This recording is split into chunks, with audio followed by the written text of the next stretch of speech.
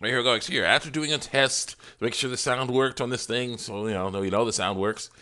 Uh, and also using the wrong program to record this. It was my fault. Cause yeah, that basically that program only goes for Hypercam only no, not Hypercam. Bandicam only goes for like 10 minutes. That's good for video games, not for this. So yeah, we figured that out, and now we're gonna do this thing. I got my script, I got my pencil, just in case I need to amend something in the script. So let's continue on there. Let's do it. Tom and Jerry movie review. Hi guys, Hero Comics here with a very different review of the Space Jam 2. While that movie was not the best, it was fun and inoffensive. Mostly. That is not the case with Tom and Jerry. Sure, there were fun moments, but something didn't feel right. Let's go through the four pillars of all movies and see how this movie stacks up. Those pillars are the visuals, the soundtrack, the characters, and the story. Sorry, but I have to say it. The visuals are not that good. You got Tom, Jerry, Spike, and White Girl Cat looking classical and fun. They and all the other animated characters stood out like sore thumbs against the live action background. This is not as good as Space Jam 2. Some of the animated characters weren't even necessary. Animated elephants and tigers? I can understand. But why is that horse in the background animated? And why were there animated pigeons? They never talked to Tom or Jerry, and they were responsible for one of the worst effects in the movie. They should not have been in there. The soundtrack, on the other hand, was great. There were some fun songs in there. Either they were sung by obviously animated pigeons who can fly while doing silly hip hop dances, or a cat who can't talk. Sure, there were some more generic tunes, but the stuff that wasn't fun. The soundtrack was good. Next is the characters. While there are some good ones, there's a problem with all of them. I'll talk about that when we get to the story. For now, let's just go through each character and see how they measure up. First is Tom. He was a lot of fun. His motivations were pretty clear. Stop Jerry from ruining things and avoid Spike. Jerry was fun too, but he was also kind of a jerk. Yes, he had all kinds of fun stuff in his mouse hole, but he stole it all, including something the other characters needed for what they wanted to do. That was not cool. Next is Spike the Bulldog, and while he had fun scenes with Tom and the Hispanic manager, he didn't really have an arc. Speaking of which, the white girl cat didn't have much of an arc either. Heck, she was only in a few scenes. Yes, those scenes were fun, but still, what a way to underuse a character. As for the gray mouse with the diaper, or any other familiar characters from the show, I don't remember seeing them. You had animated pigeons, animated elephants, an animated tiger, and the animated horse I mentioned earlier, and that was about it. As for our live action characters, we have main character girl, Hispanic manager, silly boss, and the bride and groom. They all perform their roles well enough, but this is the perfect time to bring up the biggest problem I have with this movie: the story, which doesn't really seem to be about Tom and Jerry. For example, the first 2 or so minutes are hijacked by the three rapping pigeons. You do see Tom and Jerry walking around during the song, but you can tell that the movie really wants to focus on those birds. Thankfully, the song ends, and the purest Tom and Jerry moment begins. This movie begins. Tom pretends to be a blind piano player for a change, and Jerry ruins it. During the chaos, Tom's massive keyboard ends up falling on his head and smashing the page into several pieces. Then the movie takes a turn I knew would happen thanks to the nostalgia critic, but it still was sad to see. While Tom was chasing Jerry, he knocks over a woman who was riding a bike. In the basket of this bike was a comically tall stack of unprotected laundry. The lady was understandably angry about it, and I had no problem with that moment of screen time. What I did have a problem with was how much screen time she got after that. We come back to her issues over and over again. She gets fired from the laundry job. She goes to the hotel in the story to get something to eat and says hi to the doorman, who obviously knows her.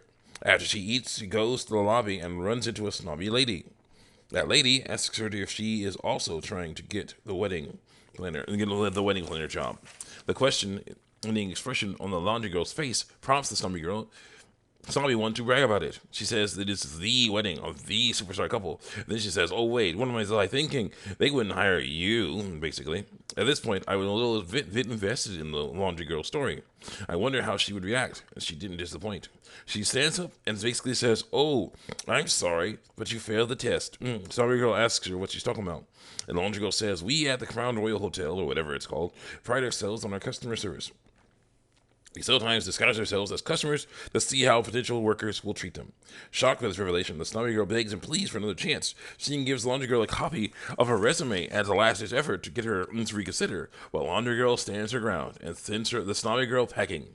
Now, that was a lie, but I'll give Laundry Girl credit for being clever. And that lie is eventually figured out. Anyway, let's see here. Then she uses the resume to get her hired as the wedding planner. Then the Hispanic manager is suspicious of her, and he spends a good deal of the movie trying to figure out what's really going on. Don't you see what's happening here? Do you see what's happening here? This movie suffers from a classic case of Michael Bay syndrome. Remember Transformers and Ninja Turtles? Those movies showed the characters we wanted to see in the trailers, and after we bought tickets to see the movie, we found out that they were sidelined for scenes with people we didn't really care about. It ticks me off when movies do this because it feels like the creative team didn't think the characters we like could carry a movie by themselves, and we know they can. Anyway, now that we've lamented the story we could have gotten, let's focus on the story we got. The Laundry Girl hangs out with the bride and groom, and they are actually nice to her. The groom, at least, is a super. The groom, at least, is a superstar to me. I like him, on SNL's Weekend Update. Here, he plays a loving husband to be who wants to make the wedding the biggest and best thing ever, despite his wife's objections. The bride's other issue is that she lost her ring and needs Laundry Girl to find it. And I was like, I wonder what could have happened to it. Sure enough, later we see that Jerry is using it as a chandelier. Nice. After some silly hijinks, Tom gets into the hotel and chases Jerry around the hotel room, causing wanton destruction. Laundry Girl is nearby and investigates. She recognizes Tom and chews him out for all the things he's under her. Then he pantomimes what's going on. Eventually, she understands and takes him to her boss. After she tells him what is going on, the Hispanic manager suggests that they call the exterminator. But Laundry Girl tells him that Tom would do a better job and would be more discreet. The boss agrees with Laundry Girl, much to his Hispanic manager's dismay, and then we see Tom and Laundry Girl walking down a hallway in slow motion. And they act like they're the biggest and baddest duo in the world. Tom now has a little bellhop style hat and a name pin on his chest. He looks cute, but I have questions on how that name pin stays attached to him. All he's wearing is fur. Anyway, they find Jerry's mouse hole and knock on the door. He opens it, and Laundry Girl makes her demands. And apparently he didn't like them, so he slams the door in her face. Of course, this means war. And the war has some very expected casualties. The first was right after Tom sings a song to the white girl cat. Let me remind you that Tom cannot talk. Now, when he saw the girl in the lobby and started playing piano for her, I was like, heck yeah, Macklon jerk. But then he starts singing about how awesome she is, and that was creepy. He sounded like he swallowed an R&B singer. In classic Tom and Jerry fashion, Jerry decides to run around on the piano keys, messing up Tom's song, which gets Tom to chase him around, and that knocks stuff over. And then they run by Spike. Then they run by Spike, who just decides to chase Tom because he's a dog. I would have liked there to be a sort of brother-sister relationship between Spike and the cat girl. I saw something like that in another episode of the show. Spike found a tiny little kitten, and it took a liking to him, and eventually went to sleep on his back. It was so cute. I mean, he could have had something like that here. Spike could have seen Tom singing to the cat girl, and then chased him around to intimidate him. But despite the lack of death, the chase was on, and eventually he became a giant cartoon dust cloud. It rolled around the room and wrecked things. People got sucked into it, and were thrown out of it. And eventually, the whole lobby was trashed. Tom and Jerry were sent away to an animal shelter, and Laundry Girl was on thin ice. If the wedding party fails, she's fired. Guess what happens next? Okay, I may be skipping around a bit, but it does happen eventually. While locked up, Tom is pressured to eat Jerry by some other cats, and while I'm annoyed at the stuff he did, I don't think he should die because of it. And thankfully, neither does Tom. Soon they are set free by the Hispanic manager of all people. But he frees them separately and tells them that the other one hates them. Meanwhile, Laundry Girl gives the ring back to the bride-to-be. I guess Jerry gave it to her before he ran over to Tom's piano. Anyway, the wedding continues to get bigger and more extravagant, much to the bride's dismay. The groom eventually even got a drone to follow people around and take pictures of them. There was even a silly scene, S-C-I, I think it's scene, yeah. I gotta work on the spelling here. S-C-I-E-N.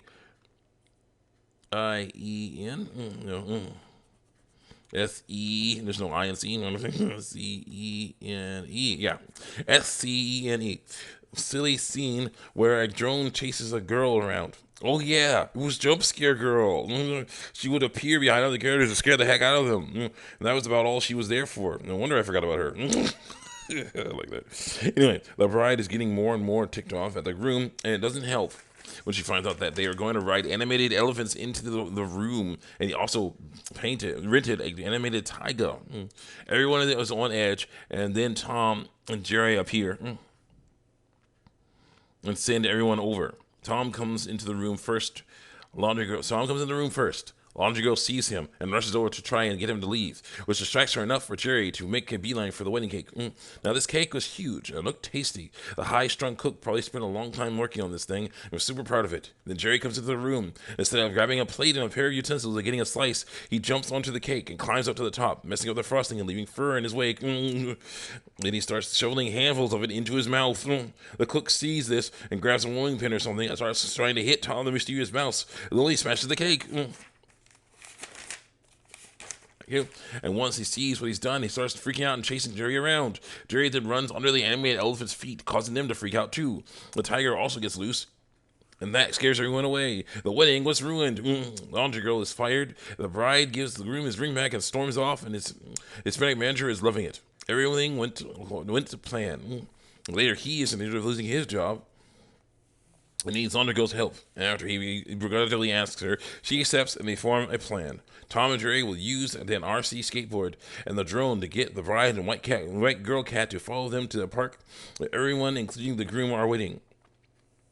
They use the drone to grab the white girl cat out of the roof of the car. She and the bride are in. Shocked, the bride tells the driver to follow them. After some silly fun things happen, she gets to the park, sees a simple happy wedding, and the husband is standing there with his ring. He asks her if she wants to give it another try, and she says yes. Laundry Girl gets rehired for planning a successful wedding, and eventually even the Hispanic manager learns to get along with her. So good going, people who are not Tom and Jerry and Friends. As for the movie, not so much. Yes, Tom and Jerry and Friends looked good. And the story was okay and sometimes kind of fun. But instead of focusing on the characters, we want to see it focus on humans we've never seen before or rapping pigeons. This was not the best movie ever or the best Tom and Jerry property ever. But HBO Max is the perfect place to see it. Because not only can you see that movie, but not only can you see that movie, you can see tons more. I'm checking out all kinds of documentaries on there now. Those poor folks at Chernobyl. Check me out on YouTube and DeviantArt. So that's the end of the script. Yeah, definitely liked a lot of things. There were some fun things in here, but yeah, it was definitely not as good as it could have been. You guys have time.